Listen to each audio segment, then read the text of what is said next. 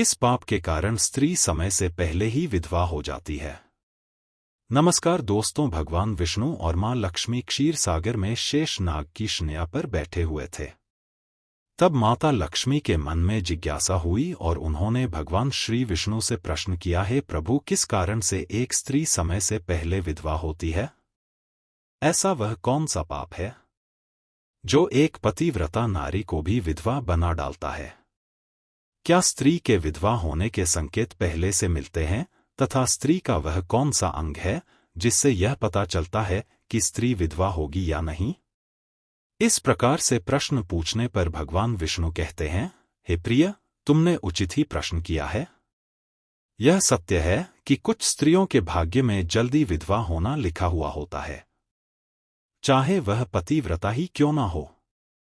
किंतु एक पाप के कारण स्त्री विधवा बनती है और स्त्री के शरीर का एक अंग उसके विधवा होने का संकेत भी देता है। भगवान विष्णु कहते हैं, हे देवी, तुम्हें इस परम गोपनीय सत्य को बताने से पहले मैं तुम्हें एक कथा सुनाता हूं। इस कथा में तुम्हें तुम्हारे सभी प्रश्नों के उत्तर मिल जाएंगे, इसीलिए तुम इस कथा को ध्यान से सुनना। दोस्तों, भगवान विष्णु ने माता लक्ष्मी को एक अत्यंत सुंदर कथा सुनाई है। इस कथा के माध्यम से भगवान ने समस्त मानव जाति के कल्याण के लिए कई महत्वपूर्ण उपदेश दिए हैं, इसलिए आप इस कथा को पूरा जरूर सुनें।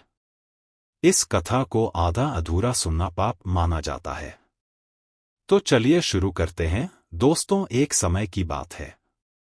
मध्य देश में एक अत्यंत धनवान सेठ रहा करता था। उसका एक पुत्र और 3 पुत्रियां थीं। उसकी तीनों पुत्रियों का विवाह अच्छे और धनवान घर आने में हो गया था, किंतु सेठ की एक पुत्री को दुर्भाग्य का सामना करना पड़ा।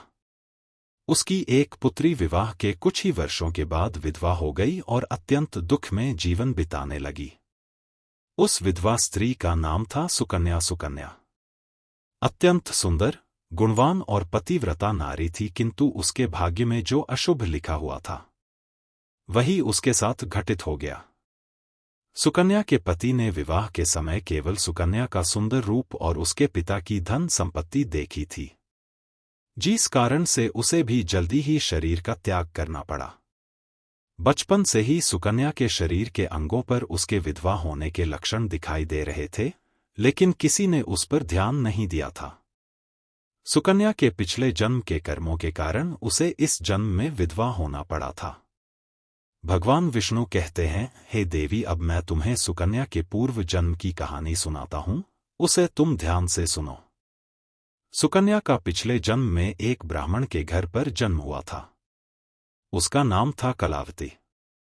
वह ब्राह्मण राजा को अत्यंत प्रिय था, जिस कारण से ब्राह्मण का घर धन धान्य से भरा हुआ था।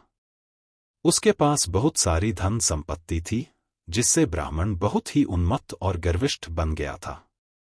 वह ब्राह्मण अपनी पुत्री कलावती से बहुत प्रेम करता था, क्योंकि वह उसकी इकलौती पुत्री थी। कलावती बहुत ही सुंदर थी और पिता के लाड प्यार से वह भी बिगड़ चुकी थी। उसके पिता उसकी हर इच्छा को पूर्ण करते थे, उसे कभी किसी चीज की कमी नहीं पड़ने दी। कलावती ने अपने जीवन में कभी दुख नहीं देखा था और उसे अपनी सुंदरता पर भी अत्यधिक घमंड था। फिर जब कलावती जवान हुई तो उसके पिता ने उसका विवाह करने का सोचा, लेकिन उसकी एक शर्त थी कि जो भी कलावती से विवाह करेगा वह उसके साथ उसके पिता के घर में रहेगा, अर्थात घर जमाई बनकर रहेगा। ब्राह्मण ने अपने सभी रिश्तेदारों को यह बात बता दी और चारों तरफ यह बात फैल गई। कई विद्वान और ज्ञानी पंडित कलावती के घर पर उसे देखने के लिए आ गए, लेकिन कलावती ने किसी को भी पसंद नहीं किया। कलावती ने कई विद्वान ब्राह्मणों को अपमानित करके घर से बाहर निकाल दिया। फिर एक दिन एक अत्यंत सुंदर ब्राह्मण भिक्षा मांगने के लिए कलावती के घर पर आया।